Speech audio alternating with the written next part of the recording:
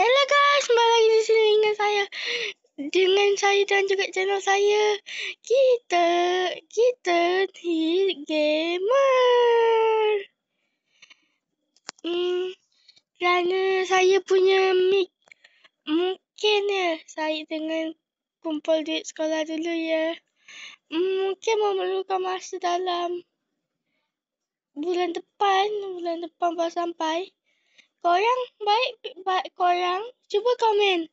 Baik saya berhenti dulu konten selama paling lama mungkin sebulan setengah lah gitu.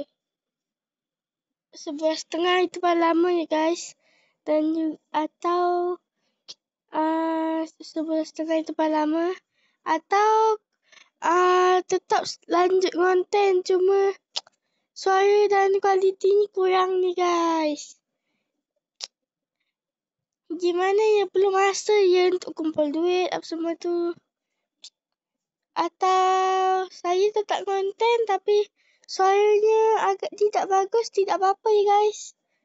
Tak bagus sangat suaranya, tak apa ya guys. Cuba tulis kat kolom komentar. Cuba tulis. Wanjai, event apa ni? Tulis ya guys, saya pun tak tahu ni. Palingan juga tunggu dapat duit, kumpul duit tabung dengan macam-macam tu. Palingan sebulan lah.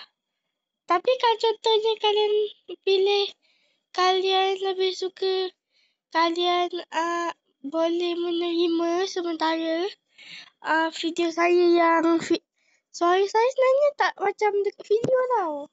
Tapi sebab mikrofon saya kurangnya, mikrofon saya tak guna mikrofon. Itulah jadinya. Macam mana guys? Cuba tulis kat kolom komentar. Kalau korang, apakah saya tetap buat konten walaupun pastinya kualiti video, suara videonya kurang, atau saya berhenti sementara. Sebulan setengah lah paling lama juga. Macam mana guys? Lebih baik saya mau konten ataupun saya tetap konten, cuma suaranya agak tidak terdengar ya, dan juga kurang gitu. Macam mana ni guys? Sebab saya perlukan masa ni nak dapat duit, order apa semua tu.